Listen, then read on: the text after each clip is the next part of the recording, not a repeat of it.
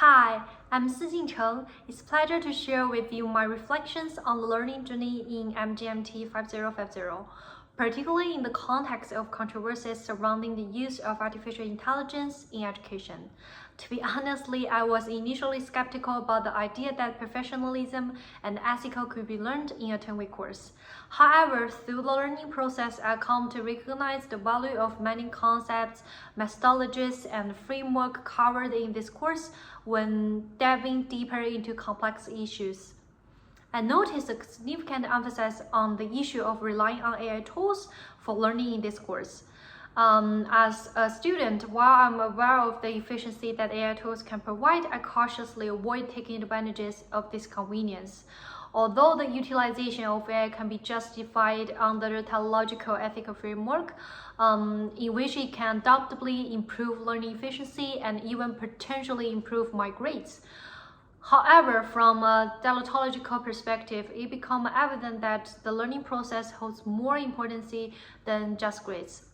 This approach directly contradicts the fundamental values of academic integrity. What's more significant is that the over-dependency on AI may hinder me from truly mastering the skills I should learn, which could determinately affect my future career growth. My goal is to become a brand manager, a role that heavily relies on creativity and independent thinking. Relying on AI tools would undermine my capacity to generate distinctive viewpoints and obstacle the development of professional skills. Moving on to the most profound lessons I take from this course is about the concept of cultural humility. I now come to realize the significance of approaching other cultures with an open mind. I used to research culture difference and make assumptions based on online information. I thought this approach would help me be more prepared, preventing any mistakes and showing respect. However, I realize this only reflects cultural competency, placing me in an objective external stance without recognizing my own potential cultural bias. In my future career, I will continue to practice cultural humility and approach cross-cultural interaction with curiosity and respect. I'd like to take a moment to reflect on the two assignments I completed during this course, the business memorandum and analysis report. I must admit that at the beginning of this term, I wasn't well prepared for the first assignment. I hadn't engaged in enough reading and research, which resulted in some critical feedback on my memo. Ms. Jensen pointed out that my content lacked persuasiveness as was more describing the issue rather than analyzing in depth.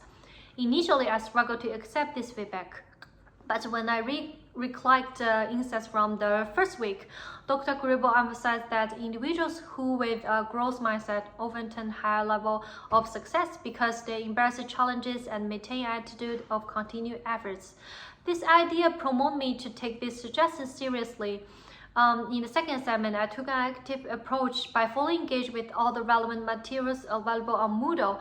I conducted detailed research on IKEA and formulation my opinions based on the course resource and academic journals, resulting in a high grade.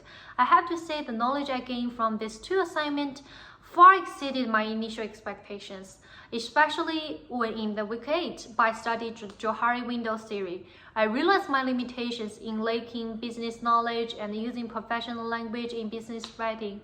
Given my background in the design and plan to become a brand manager in the future, through this course, I believe I have successfully bridged some of these gaps, and everything I learned will assist me in approaching my future work in a more professional manner.